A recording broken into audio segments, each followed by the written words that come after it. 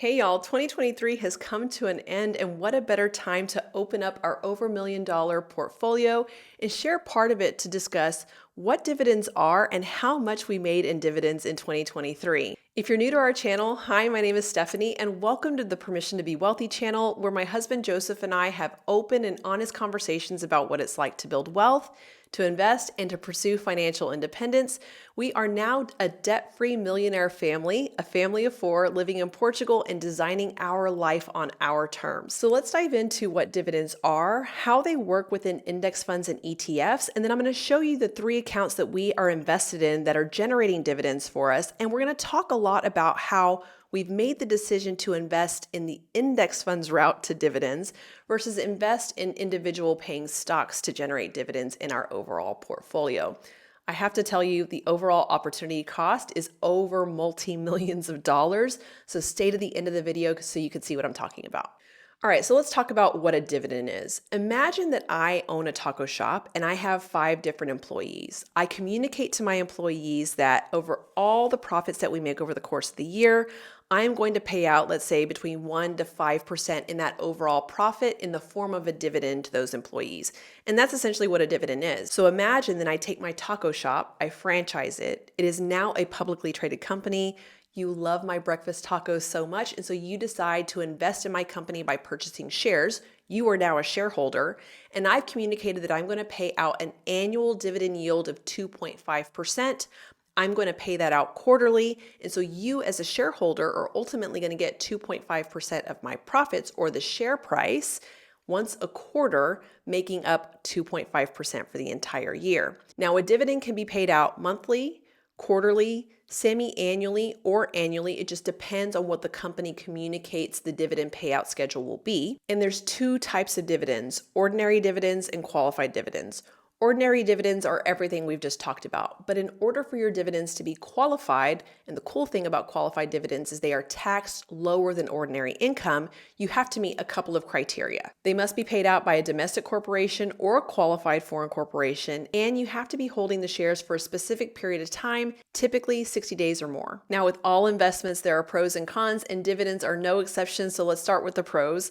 Number 1 is dividends are pretty passive. All you have to do is invest in the entity or the asset, the index fund, the ETF, or the individual stock, and then that's it. You either get paid out monthly, quarterly, semi-annually, annually, and that's pretty much it. The second one, and this is really powerful, is the potential for compound growth. So as you make dividends, if you reinvest those dividends, then you're just fueling your investments to continue to grow over time. So imagine your money has money babies, and then those money babies have money babies, and so on and so forth. Compound interest and adding to that is a beautiful thing. And the third pro is if you take the route of investing in index funds or ETFs that ultimately take all the dividends that the underlying companies are generating, ultimately aggregating those dividends and then paying it out to its shareholders, you've ultimately reduced your risk in your overall portfolio by investing in multiple companies versus investing in individual dividend paying stocks. So now let's go to the part of dividends that you want to be aware of if you choose to invest in them. So the first is the potential for lower returns versus investing in growth stocks. And let me put it this way.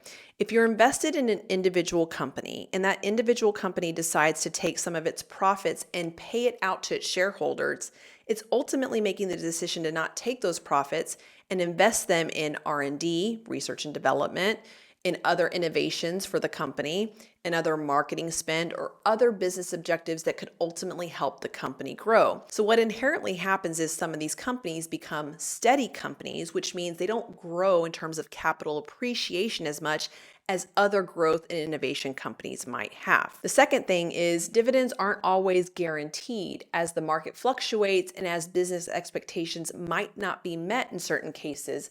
A company still reserves the right to not pay a dividend, even if it did communicate that it would. And so I first want to pause before we get into our portfolio reveal and first tell you thank you so much for giving us the opportunity to share our financial independence journey with you and what we've learned along the way. If you liked today's video, please like and subscribe to our channel. As of last week, over 90% of our viewers had not yet subscribed to our channel. So if you're finding value out of today's video, this is your kind reminder to subscribe. All right, so let's go to the 3 accounts that generated dividends for us in 2023.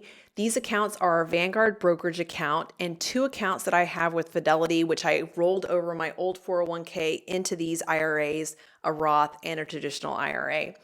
In total, these accounts generated $14,142.52 in dividends. They came primarily from index funds that we're invested in that are primarily targeted at the total US stock market and the S&P 500. And for us, we chose the route of investing in index funds versus choosing individual dividend paying companies for the following reasons. The first thing is diversification.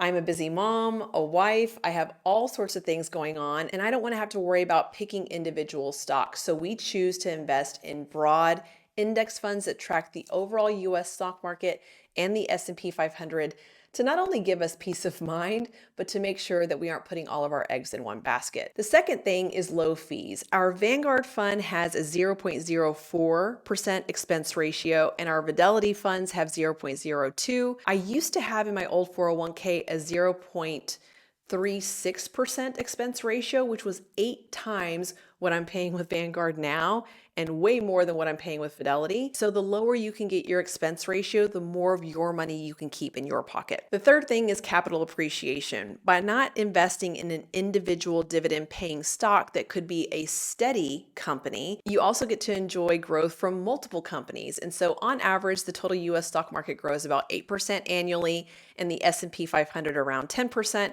And so we can expect about 8 to 10% over the long term. And lastly, we choose index funds because they also pay out dividends, which is why I created this video, and it is a beautiful thing. Now, these dividends were paid out to us quarterly, and we reinvested them every single time. It's an automated thing that you can select within your brokerage account. And if you think about it, the amount that we made in dividends in 2023 kind of means like Joseph and I invested the amount that we could have in 2023 into our own individual IRAs plus some without having to do anything. And I also went into my trusty spreadsheets to create an example for you that demonstrates why we chose the index fund route to dividends versus the individual stock route. And in this simulation, we have the value for our brokerage account from Vanguard, which is $561,562. And I assume 2 different scenarios. Number 1 is if we invested all that money into VFIAX, which tracks the S&P 500, or if we chose one company, and I used in this example, ExxonMobil Corporation, XOM. You have to remember that when you see the average return, in this example, we're using the 10-year return,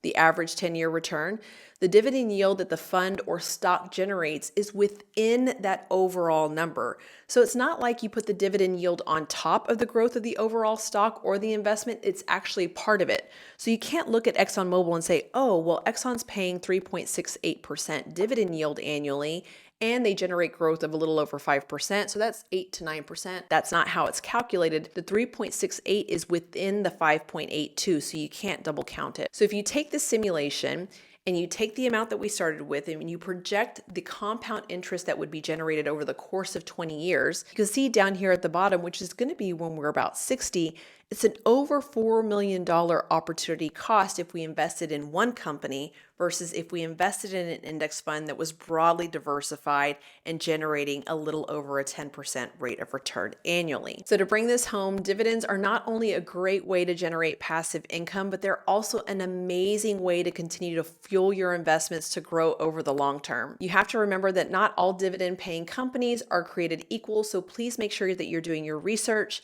and make sure that what you choose to invest in not only matches your risk tolerance, but also matches your overall financial goals. For us, these accounts are our set it and forget it accounts, the ones that we plan to continue to reinvest these dividends into over the long term. And if you're watching this video and are inspired to take action to either start investing or open up your first account, I have 2 videos here that I recommend. If you liked today's video, please like and subscribe. And I hope today's video gave you just a little more food for thought on how to give yourself permission to be wealthy.